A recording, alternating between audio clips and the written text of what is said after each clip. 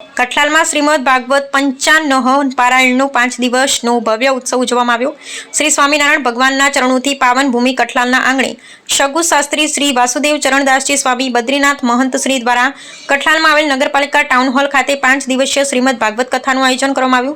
श्री स्वामीनारायण संतगणना दिव्य आशीर्वादथी ने तेमना मार्गदर्शन मुजब बिपिनभाई पटेलना माता पिता તેમજ બંને ભાઈઓના મોક્ષાર્થે તેમના કુટુંબના યજમાન પદે કથાનું આયોજન કરવામાં આવ્યું હતું।